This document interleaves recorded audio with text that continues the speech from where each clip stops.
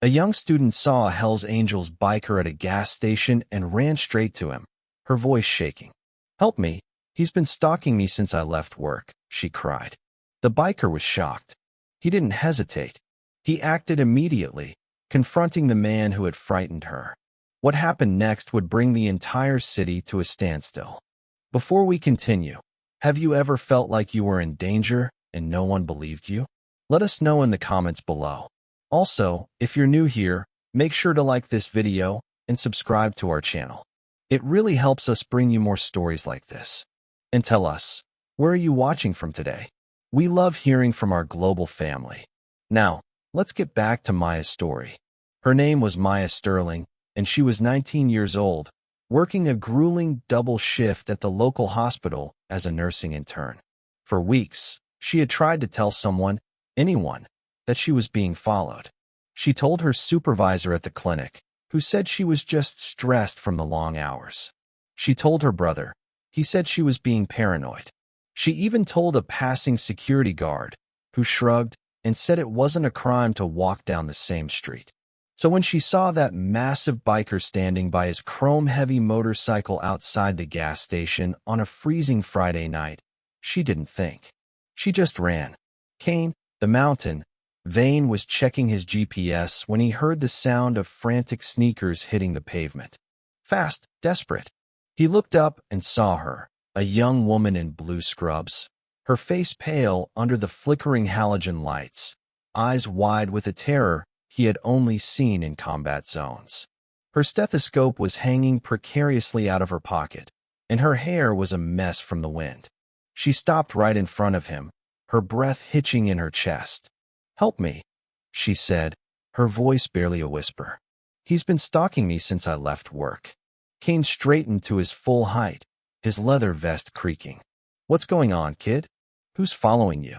"He's been there for 3 miles, she sobbed, her hands shaking so hard she dropped her car keys. "I don't know what to do. No one believes me." Kane's jaw tightened. He'd seen plenty of people exaggerate, but this wasn't a performance. This was the raw, jagged edge of a human being who felt like prey. Kane scanned the perimeter of the gas station. His eyes, trained by years of leading the Iron Skulls, locked onto a silver sedan idling near the air pumps. The windows were tinted dark, but he could see the silhouette of a driver, motionless, watching. Kane didn't reach for a weapon. His presence was usually enough of one. He stepped around Maya, shielding her with his massive frame. "Stay behind my bike," he commanded. His voice wasn't loud, but it weighed a closing vault door. He began walking toward the silver sedan. Not fast, not slow, just steady, the kind of walk that told the world he was the apex predator in this parking lot. The driver of the sedan noticed. The engine revved, and for a second, Kane thought the man might try to ram him. But as Kane got within 10 feet, the sedan suddenly jerked into reverse, tires smoking, and tore out onto the main road, disappearing into the night. Kane didn't chase him. His priority was the girl shaking behind his Harley. He walked back to Maya, who was now leaning against his seat for support. "He's gone for now," Kane said, his voice softening slightly. "But he's been at this for a while, hasn't he?" Maya nodded, wiping tears from her cheeks with the back of her hand. "Since my shift ended at 8 p.m. But honestly, I've seen that car outside my apartment for a week. I thought I was going crazy. I even called the police yesterday, and they told me unless he actually touches me or threatens me, there's nothing they can do." Kane felt a familiar fire start to burn in his gut. He had a daughter Maya's age living 3 states away, and the thought of her being ignored like this made his blood boil. "What's your name?" he asked. "Maya," she replied. "Well, Maya, I'm Kane. And you're not going crazy. That guy was hunting." He looked at her car, a beat-up compact parked at the far pump. "You can't drive that home. If he knows your car, he knows where you live." Maya's face fell. "I don't have anywhere else to go. My roommate is out of town, and my parents are in another time zone." Kane looked at his watch, then back at the road where the sedan had vanished. He knew the local law enforcement in this town. They were understaffed and overcautious. If he left her now, she'd be back in that silver sedan's rearview mirror within 20 minutes. I'm taking you to the Skull's clubhouse, Kane said. It wasn't a request.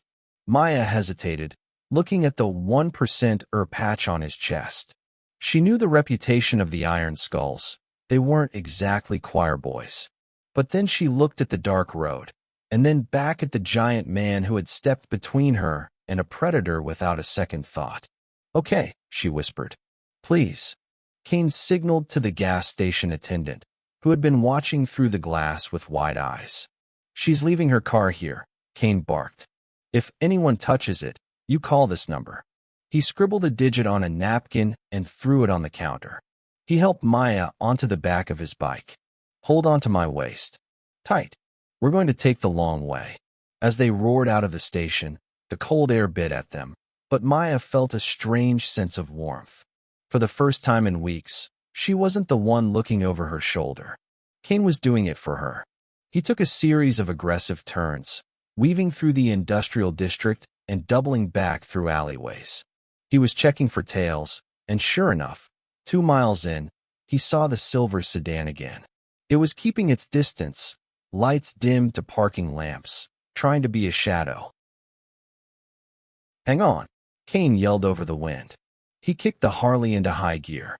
The bike screamed as they flew down a narrow service road. Kane knew these streets better than the back of his hand. He took a sharp right into a construction zone, weaving between concrete barriers that a car couldn't possibly navigate.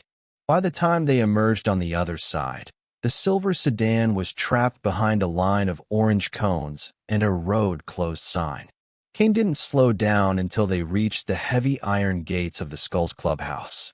He punched a code into the keypad, and the gates hissed open. The clubhouse was an old brick factory, illuminated by floodlights and surrounded by a 10-foot fence topped with concertina wire. As they pulled into the courtyard, 6 other bikers were already standing there, alerted by the sound of Kane's engine. "Who's the guest, Mountain?" a man with a scarred face asked, stepping forward. This was Silas, the club's sergeant-at-arms. He looked at Maya with suspicion, his hand resting near his belt. "This is Maya," Kane said, helping her off the bike. She was so stiff from the cold and the fear that she nearly stumbled. Kane caught her. "She's being hunted. Some creep in a silver sedan. He followed us half the way here." The mood in the courtyard shifted instantly. The idle chatter stopped. The men didn't ask if she was sure. They didn't ask if she was being dramatic. They accepted Kane's word as gospel. "Did you get a plate?" Silas asked, his voice turning cold and professional. "Partial," Kane said. "But he knows the bike. He's bold, Silas. He tried to stare me down at the Shell station." Silas turned to the others. "Get the monitors up. I want every camera on this block to be live. Hammer, get on the gate. No one breathes near this fence without a hole in it." Maya watched in awe as the group moved with military precision. For weeks, she had been a nuisance to the people she had asked for help. Here, she was on a mission. Kane led her inside the building. The interior was a mix of a high-end bar and a tactical command center. Leather sofas, a pool table, and a wall of monitors showing different angles of the perimeter. A woman with short-cropped hair and a tattoo of a wren on her neck walked over. "I'm Wren," she said, handing Maya a heavy wool blanket. "Let's get you some coffee, honey. You're safe in here. This place is a tomb for anyone who isn't invited." Maya sat on the edge of a sofa, clutching the warm mug. The adrenaline was starting to fade, replaced by a bone-deep exhaustion. She watched Kane and Silas huddle over a laptop. "He's smart," Kane was saying. "He stayed in the blind spots. He's not some random weirdo. He's got training." "You think he's a pro?" Silas asked. "Maybe. Or just someone who's done this a lot," Kane replied. He looked over at Maya. "Maya, did you ever see his face?" "Anything at all." Maya shook her head. "Always a hoodie. And the windows are so dark. But there was a sticker on the bumper. A small white circle with a red cross inside." Kane and Silas exchanged a look. "That's not a medical cross," Silas muttered. "That's the mark of the Order of the Watch." Those extremist creeps from the North Hills. Kane's face turned into a mask of stone. The Order was a cult-like group that believed they had a divine right to claim what they wanted. They were dangerous, well-funded, and they had half the local police force in their pocket through donations. If they had targeted Maya, a simple restraining order wouldn't have done anything but get her killed. If it's the Order, Kane said, they won't stop at a gate. They think they're above the law.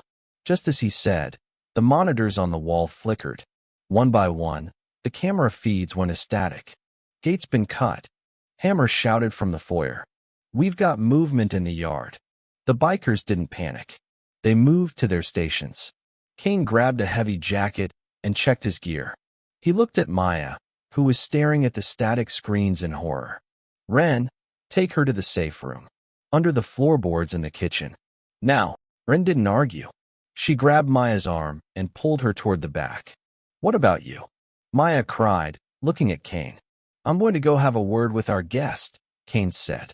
The sound of a heavy vehicle smashing through the front gate echoed through the building. The silver sedan wasn't alone anymore. 2 black trucks had joined it, and they weren't trying to hide anymore. This was a full-scale abduction attempt in broad daylight, or at least, the Order thought it was. The front doors of the clubhouse were reinforced steel, but the Order brought a ram. The boom shook the very foundations of the old factory.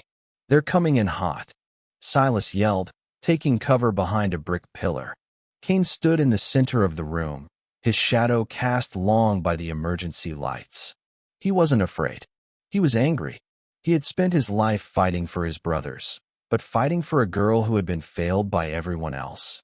That gave him a different kind of strength. He heard the steel groan as the hinges began to give way. Outside, the sirens of the city were silent, a clear sign that the Order had made their calls to the precinct. Maya, Kane yelled one last time before the door burst open. Stay down. The door flew inward, hitting the floor with a deafening clang. Smoke grenades were tossed in, filling the room with a thick, acrid haze. Figures in tactical gear and gray hoodies swarmed the entrance. They expected a group of bikers to be caught off guard, perhaps drunk or asleep. They didn't expect the Iron Skulls to be waiting in a defensive phalanx. King stepped into the smoke, his silhouette looming like a ghost. He grabbed the first man who entered, a guy twice Maya's size, and tossed him back out the door like he weighed nothing. The fight was brutal and fast.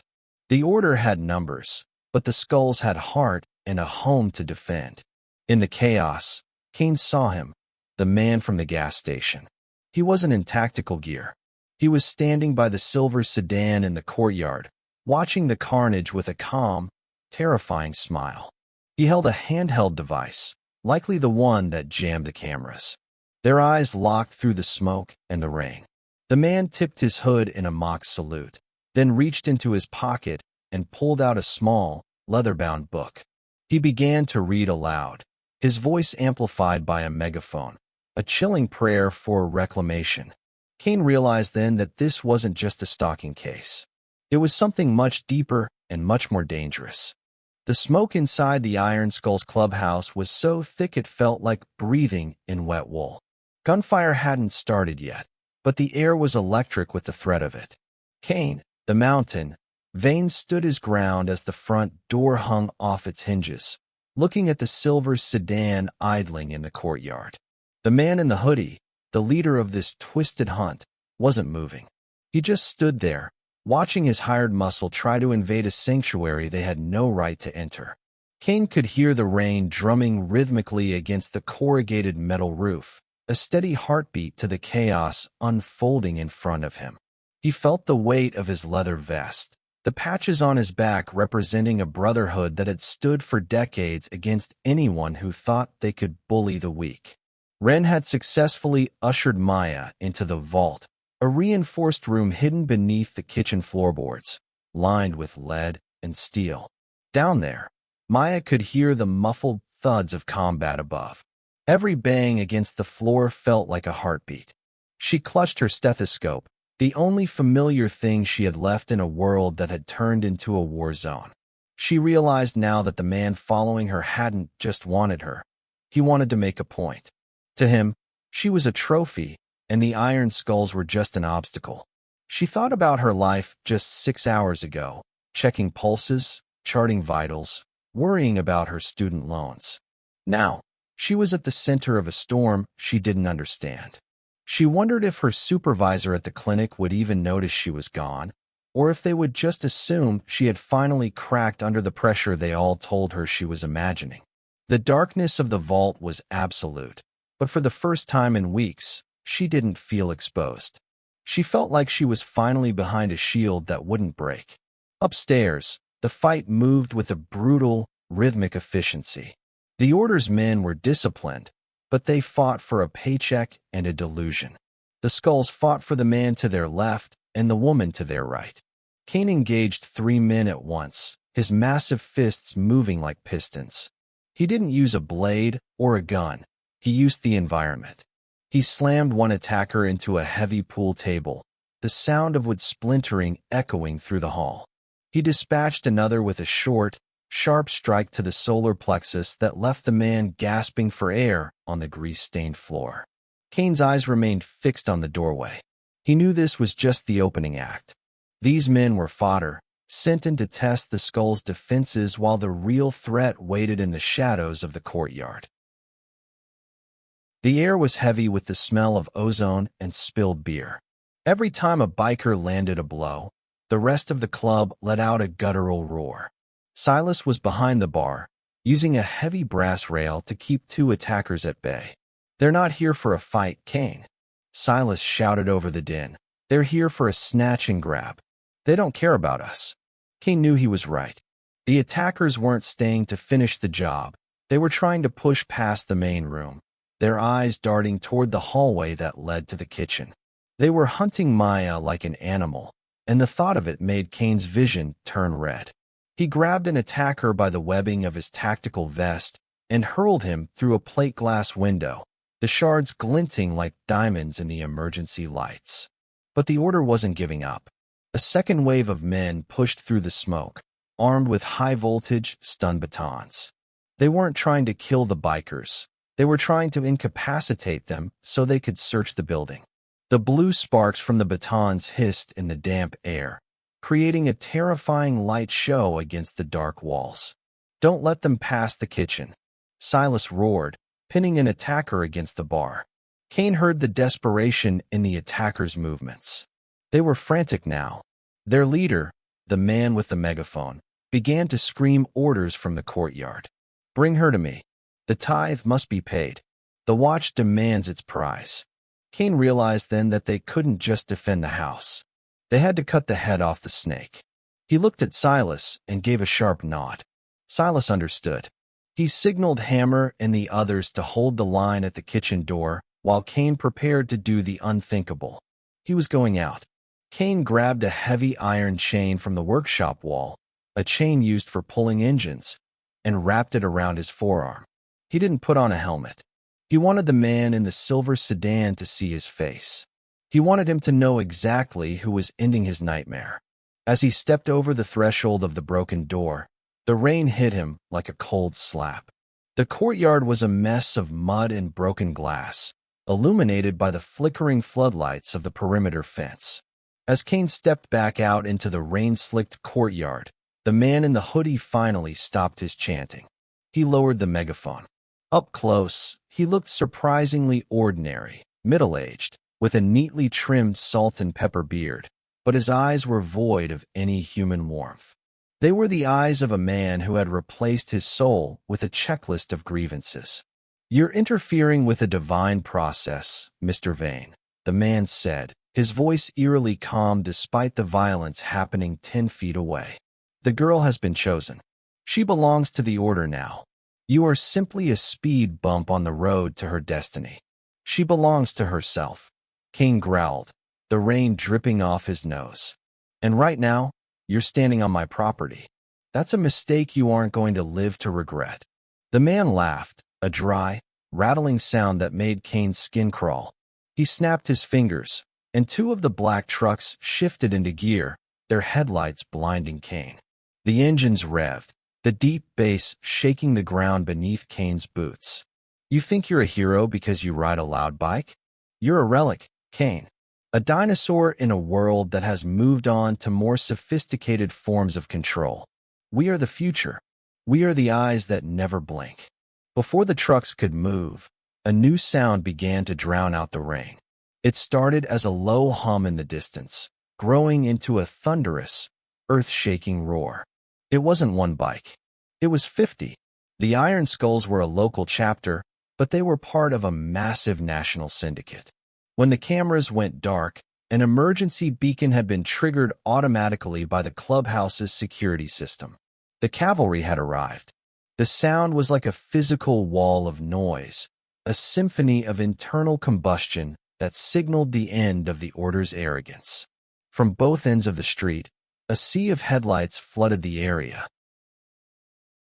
The order's men, sensing the shift in tide, began to panic. They weren't prepared for a war. They were prepared for a raid. The black trucks tried to turn, but they were boxed in by a wall of chrome and leather. The man in the hoodie finally looked afraid. The calm mask he had worn all night shattered, revealing the small, cowardly man underneath. He scrambled for his car door, but Kane was faster. With a roar of pure rage, Kane swung the iron chain. It shattered the driver's side window of the silver sedan just as the man climbed in, showering him with safety glass. Kane reached through the broken glass, grabbed the man by the collar of his expensive hoodie, and hauled him out through the window. He slammed him onto the hood of the car, the metal groaning under the impact. "Who sent you?" Kane demanded. The man just spat blood and smiled, a twisted, jagged grin. "You can't stop the watch. We are everywhere. We are in your banks, your schools, your courts. You've won a battle, biker, but you've already lost the war." Suddenly, the sound of real sirens, not the compromised local ones, but the state police, began to wail. The standoff was coming to a head, and for the first time in weeks, the law was actually coming to help the right person. Inside the safe room, Ren heard the change in the noise. She looked at Maya, who was curled into a ball, still clutching her stethoscope. "The brothers are here. And the Stotties. It's almost over, honey." Maya finally let out the breath she'd been holding for what felt like an eternity. She started to sob, not from fear, but from the sheer weight of the protection she'd been given. She had spent weeks being told she was invisible, that her fears were a symptom of her own mind. Today, she had seen men risk their lives and their freedom to make sure she was seen. She realized that the world wasn't as cold as she had thought. It just required a specific kind of person to warm it up. By the time the state police processed the scene, the sun was beginning to peek over the industrial horizon, painting the sky in bruises of purple and gold. The order's men were in zip ties, lined up against the fence they had tried to breach. Their leader, whose name was revealed to be Julian Vane, was being loaded into a high-security transport. It turned out Julian was a disgraced former judge who had started the cult to regain the power he'd lost. He had targeted Maya because her father, a journalist in another state, had been the one to break the story that ended Julian's legal career. It was a petty revenge plot wrapped in religious fanaticism. The Order of the Watch was dismantled within 48 hours. With the leader in custody and the evidence found in the silver sedan, including maps of Maya's route, photos of her workplace, and even a copy of her apartment key, the state police had enough to shut down the entire operation. Even the local officers who had ignored Maya were placed under internal investigation. The city council was forced to hold emergency meetings to address the corruption. Maya's story had become the catalyst for a total house cleaning of the local government. One girl at a gas station had accidentally started a revolution. Maya stood in the courtyard of the clubhouse as the tow trucks cleared the debris. Her car had been brought over from the gas station by one of the skulls. Kane was standing by his bike, wiping a smear of grease and rain from the chrome. He looked tired, but his eyes were clear. She walked over to him, her footsteps light on the gravel. "How do I thank you?" she asked. I don't have money, and I don't think saying thanks covers it. You saved my life, Kane. You and your friends. Kane looked at her, his expression unreadable for a moment. Then he reached into his vest and pulled out a small, silver pin, the emblem of the Iron Skulls, a winged hammer. He handed it to her. You don't owe us anything, Maya. You stood your ground when the whole world told you to sit down. That's Skull's spirit. That's what we protect. He paused, looking at the rising sun. Keep the pin. If you ever see a bike with our patch, show them that. You'll never have to walk alone again. That's a Skull's promise. Maya returned to her internship at the hospital a week later. She still looked over her shoulder occasionally, the habit of fear hard to break. But the fear didn't paralyze her anymore. She knew that in the shadows of the city, there was a group of men and women who didn't care about social status, proper channels, or the opinions of judges.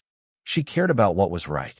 She walked into the hospital with her chin up, and when her supervisor tried to criticize her for taking a personal week, Maya just looked them in the eye until they looked away. She wasn't the prey anymore. The story of the battle at the warehouse became a local legend. The media tried to paint the Iron Skulls as vigilantes, but the public knew better. They saw the video Maya's father eventually helped her release. A video of a young girl asking for help and a biker who didn't hesitate to give it. It changed the way the city looked at the men in leather. It proved that a vest doesn't make a man a criminal, just like a badge doesn't always make a man a hero. Years later, Maya would become a lead trauma nurse. On her lapel, tucked just behind her hospital ID, she always wore a small silver pin of a winged hammer. And every Friday night, when she finished her shift, she'd stop by a certain gas station. She'd buy 2 coffees, black, no sugar, and leave one on the edge of the pump for the man who was always there, leaning against a blacked-out Harley, watching over the night. Because sometimes, the best protection doesn't come from a badge or a desk. It comes from a stranger who refuses to look away. It comes from a brotherhood that knows the value of a single voice. Maya was no longer the girl who was being followed. She was the woman who knew exactly who was behind her. If this story touched your heart, please subscribe and let us know what city you're watching from. You're part of this family now, and we're glad you're here. Until next time, stay safe and keep looking out for one another.